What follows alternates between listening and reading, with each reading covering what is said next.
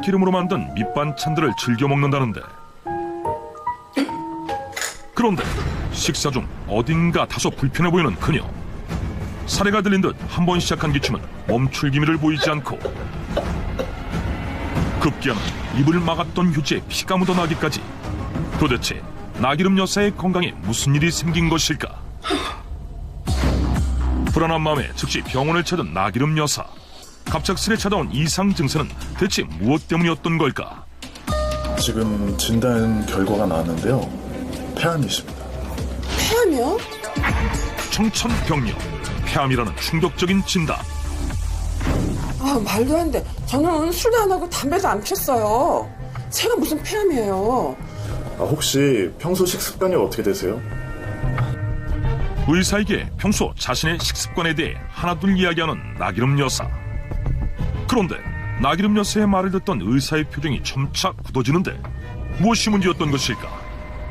어머니께서 식습관에 문제가 있으시네요. 잘못된 식습관이 폐암을 부른 것 같습니다. 나기름 여사의 잘못된 식습관이 폐암을 불렀다?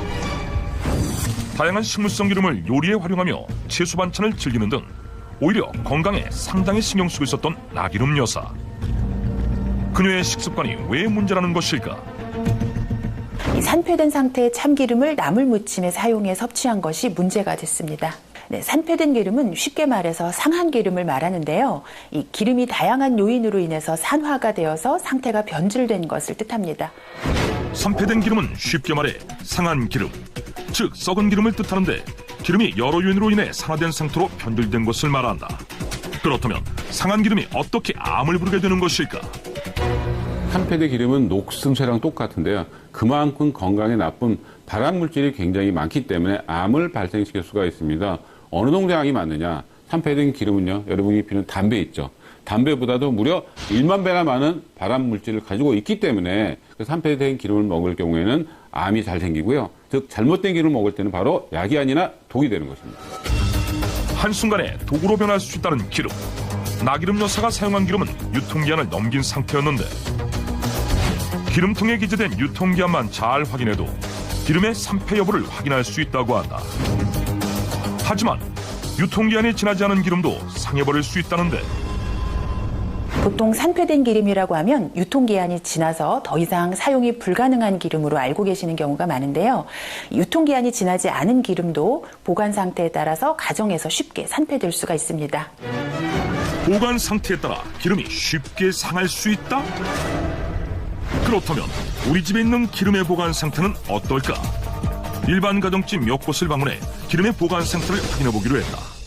가장 먼저 살펴본 것은 자칭 살림꾼을 자부하는 10년차 주부 한정아 씨의 집.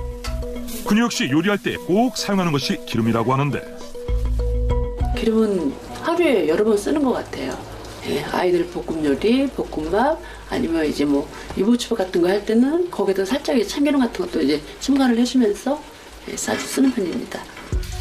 한정아 씨는 기름을 자주 사용하는 만큼 손이 닿기 쉬운 가스레인지 근처에 두고 사용하고 있었다.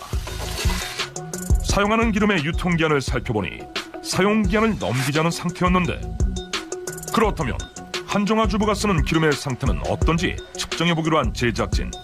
적당량의 기름에 산패도를 측정할 수 있는 종이를 15초 동안 담근 후 건져내고 40초 후에 관찰하면 종이의 색깔 변화에 따라 기름이 얼마나 상했는지 산패도를 확인할 수 있다고 한다.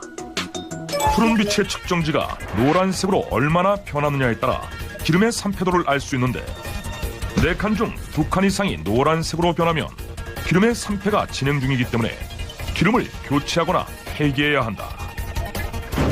한정아 씨의 집에서 사용되고 있던 기름의 경우 유통기한이 지나지 않았음에도 불구하고 종이의 노란색이 2칸, 사용이 불가능한 상태임을 확인할 수 있었다. 발암물질이 나오는 거잖아요. 그럼 저희가 그걸 먹었다는 게 상상할 수가 없어요. 지금 당장이라도 빨리 나가서 버리고 싶습니다.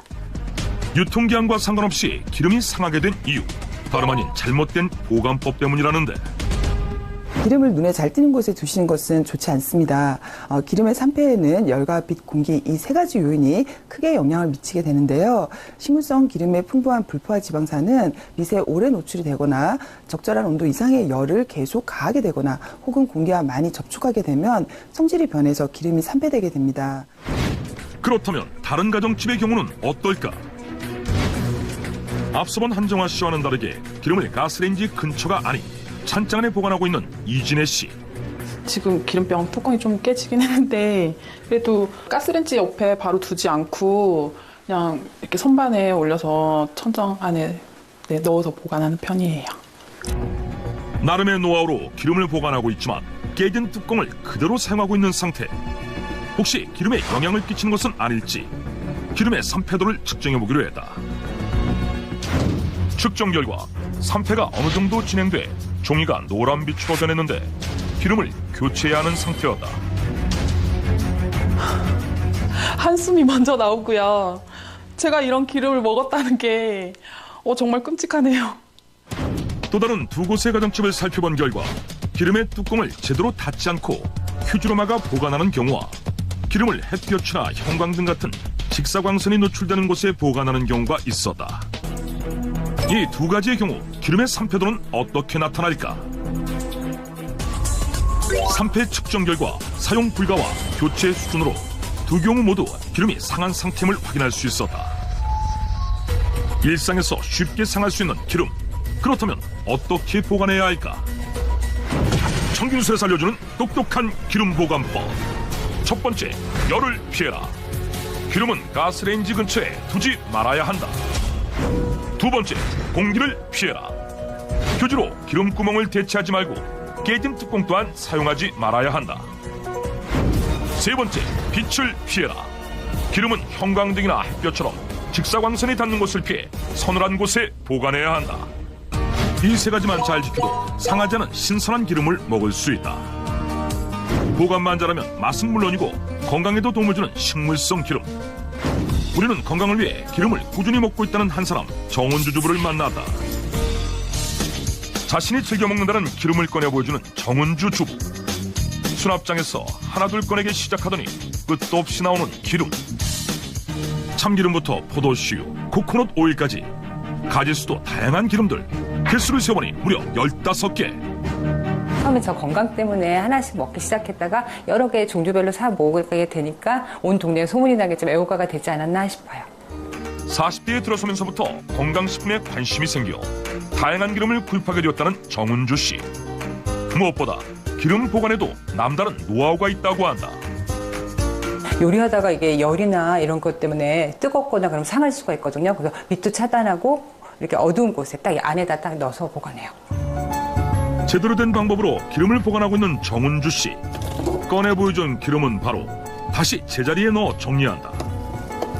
그런데 덩그러니 남아있는 기름 하나. 신문지에 둘둘 쌓여있는 병 속에는 어떤 기름이 있을까? 이거요? 이거 들기름이에요. 정체는 다름 아닌 들기름. 그런데 왜 들기름은 수납장에 넣지 않고 신문지로 감싸 놓은 것일까? 들기름이 다른 기름보다 산패가 좀 빠르다고 그러더라고요. 그래서 빛을 딱 차단하게끔 신문지에 꼭 싸서 꼭 냉장고에 넣어서 보관해야 돼요. 다른 기름보다 쉽게 상하는 들기름은 빛과 열을 최대한 피하기 위해 신문지로 감싸 냉장 보관하는 것이 좋다고 한다. 완벽하게 보관되고 있는 기름들. 그렇다면 정은주 씨의 집에 있는 기름 상태는 어떨지 우리는 평소 가장 많이 사용한다는 4종류의 기름에 대한 산패도를 측정해보기로 했다. 측정 결과 4종류의 기름 모두 산패가 진행되지 않은 신선한 상태임을 확인할 수 있었다. 여러 종류의 기름을 제대로 보관하며 요리에도 다양하게 이용하고 있는 정은주 씨. 그만큼 건강에도 자신 있다는데. 그냥 산패된 기름도 하나도 없었고 저는 식물성 기름 골고루 다 섭취하고 있기 때문에 건강은 전혀 걱정 안 하고 자신 있는데요. 몸에 안 좋을 거라고는 생각 안 해보셨어요? 식물성 기름인데요. 그리고 보관도 너무너무 잘 냉장고도 잘 하고 있기 때문에 걱정 하나도 안 해요. 기름을 꾸준히 섭취해왔다는 정은주 씨의 건강 상태는 어떨지 병원 검사를 통해 알아보기로 했다.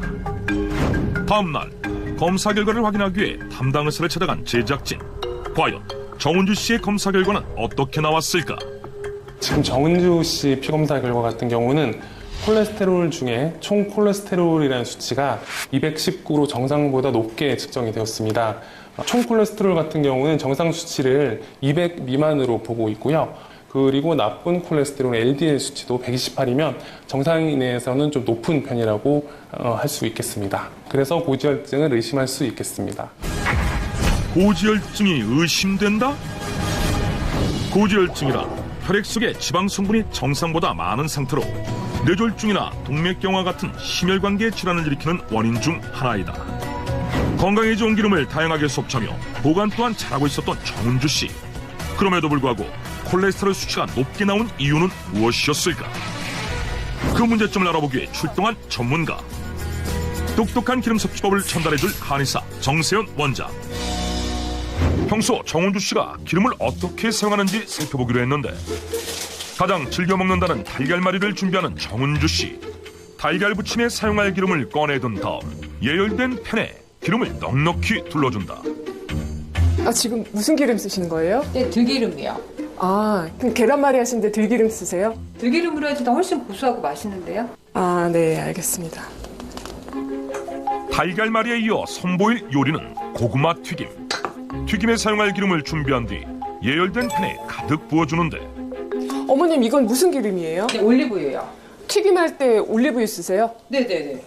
튀김을 아무래도 기름 되게 많이 먹게 되잖아요. 그래서 몸에 좋은 올리브유로 해가지고 꼭 올리브유로 써서 튀김을 먹어요.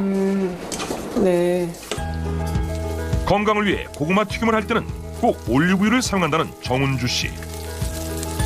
올리브유와 들기름을 활용한 간단한 요리가 완성됐다. 어머님, 이거 이제 다 완성된 거죠? 네네. 근데 오늘 요리하신 거 다 버리셔야 될 것 같아요.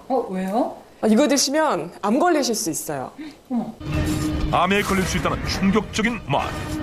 정은주 씨가 만든 요리, 대체 무엇이 문제인 것일까? 이게 왜 문제냐면요. 기름도 어떤 요리를 하느냐에 따라서 다르게 사용돼야 돼요. 근데 아까 그 계란말이 사용하셨던 들기름은 열을 가하면 안 되는 거고요. 또 아까 튀김에 사용하셨던 올리브유도 튀김에는 절대 사용하시면 안 됩니다. 어머니 혹시 그 기름 구입하실 때 뒤에 숫자 보세요? 숫자, 가격 이런 거 말씀하시는 거예요? 아니, 가격 말고요. 그 기름병 이제 뒤에 보면 숫자가 나와 있거든요. 그러니까 사용하실 때는 항상 이걸 확인하시고 사용하셔야 돼요. 자, 아까 기름장에 자, 어머니 보세요. 네. 여기 이거 보이시죠? 네네. 여기 있는 이 숫자가 그 기름의 발연점이라는 거예요. 발연점이 뭐예요? 발연점은 기름을 가열했을 때 연기가 나기 시작하는 온도를 얘기해요. 그러니까 발연점이 넘으면 기름이 가지고 있는 영양 성분은 싹 다 파괴가 되고 불포화 지방산은 다 트랜스 지방으로 바뀌고요. 그리고 더 중요한 거는 벤조피렌 같은 발암 물질이 급격하게 많아져요. 발연점이란 기름에서 연기가 나기 시작하는 온도를 말하는데 기름에 따라 발연점이 각기 다르다고 한다. 실제 실험을 통해 기름의 발연점을 확인해보기로 한 제작진. 올리브유와 포도씨유, 카놀라유 3가지 종류의 기름을 각각의 프라이팬에 둘러 동시에 가열해봤다. 잠시 후 가장 먼저 연기가 나기 시작하는 올리브유 팬. 온도를 확인해보니 약 160도로 측정됐다. 이어 포도씨유를 두른 팬에서 연기가 나기 시작하고 온도를 확인해보니 올리브유보다 높은 210도였다. 그리고 가장 마지막에 연기가 난 카놀라유의 온도는 무려 260도가 넘었다. 각기 다른 온도에서 연기가 나기 시작한 기름. 우리는 실험을 통해 기름마다 발연점이 다르다는 것을 확인할 수 있었다. 발연점이 넘어가면 기름 자체에 발암물질이 생성돼 위험하다는데 기름이 탈 때 나오는 연기 또한 발암물질이라고 한다. 천기누설에서 알려주는 똑똑한 기름 섭취법. 기름의 발연점에 따라 요리법 또한 달라야 한다. 160도에서 170도 정도로 발연점이 낮은 참기름이나 들기름은 열을 가하지 않는 무침 요리에 적합하고 올리브유는 간단한 볶음 요리, 발연점이 높은 포도씨유나 카놀라유는 구이나 튀김에 적합하다. 잘못된 방법으로 기름을 사용했던 정은주 씨. 들기름으로 볶음 요리를 하고 올리브유로 튀김 요리를 하는 등 잘못된 방법으로 기름을 계속 사용하면 건강에 안 좋은 영향을 미친다는데 그리고 또 하나의 문제가 있어요. 어머님 도대체 하루에 기름 얼마나 섭취하시는 거예요? 식물성 기름은 몸에 좋잖아요. 그래서 국이나 조림, 볶음할 때 몇 끼니 한 3숟갈 이상씩 꾸준히 먹는 것 같아요. 어머님, 아무리 식물성 기름이 이제 몸에 좋지만요, 과잉 섭취하시면 당연히 건강에 악영향을 끼치게 돼요. 그러니까 기름을 과잉 섭취하시면 이 기름이 체내에서 자체적으로 산패되면서 독성 물질을